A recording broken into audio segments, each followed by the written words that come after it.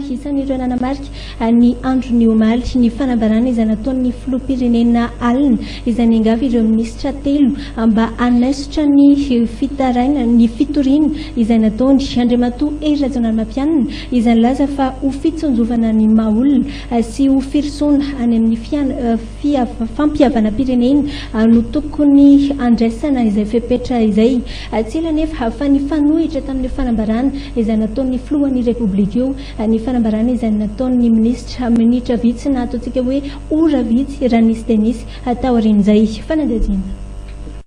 Ireto ny sary isan'ny nisongadina ny omaly alina.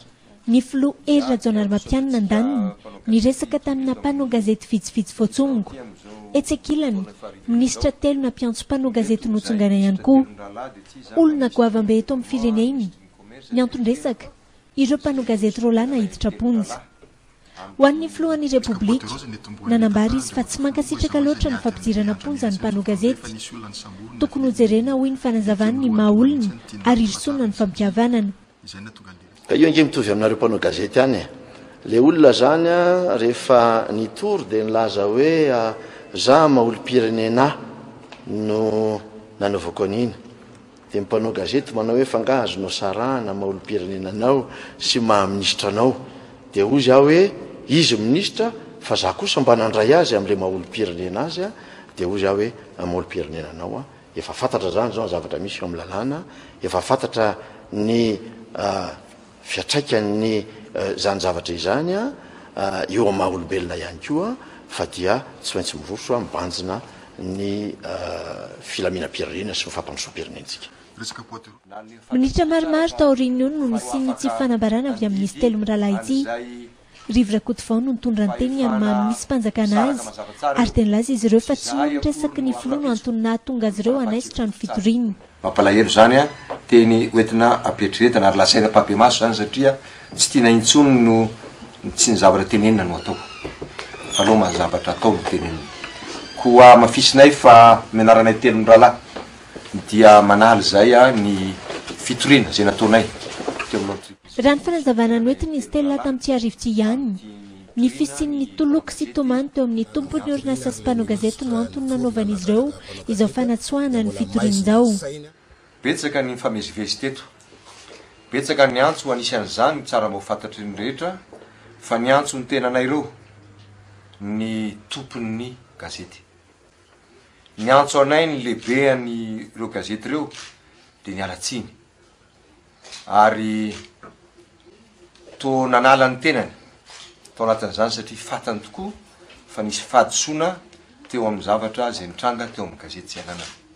Hevitra avy hatrany dia notsopahin'ny vondrona Saodiaty misy ny mpanao gazety mirahalahy langy zany ireo limersiata le generaly. Fomba tsotra lefa mazava sady entitra ny ilazana fa tsy mbola nisy hatramin'izay ka hatramin'izao ny tenako ny antso ny ministra Rakotovao Rivo zany ka ny fonafona zany tamin'ity raharaha ity tsy ary nisy zany fa mbola midika mazava tsara indray zao fa na dia efa nanala ny fitoriana ary le ministra nitorina nagadraka mpanao gazety dia mbola maizina ny sainy mbola maloto ny fony fa ngamba ny teren'ny filoham-pirenena ngambany izy nanao an'ity zavatra ity fa tsy ao ny sitrapony zao fa dia lainga ary averimbeko fa lainga marivo tototra filazana fa hoe nisy ny antso taminy fa tsy mendrika ny resahana akory ny olona ohatry zany fa mpandainga tsisy ny teny tamin'ny mpanao gazety na ny tompony hoe esory ny plaintinao. Lainga marivo tototra ny ariary ny aliny ihany. Ny omaly rivo tsy vitsy ny mpanao gazety nahitana ny avy amin'ny sendikano efa nidroitra teto Tanimora hitsenina ny fivoahan'izy mirahalahy. Tsy afa-nivoaka nefa izy ireo satria tsy nety tonga tetỳ ilay taratasy milaza ny famoahana azy. Tsy nisy hoy ny fianakaviana rotota ny fitondrana fifonana tany ministra araka ny nambara ny ministra izay. Ny fanazavan'izy ireo no aratsika vetrany.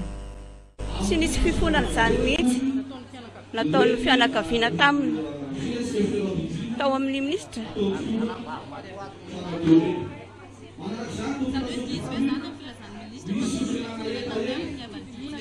Fa tsy marina izany filazana zany.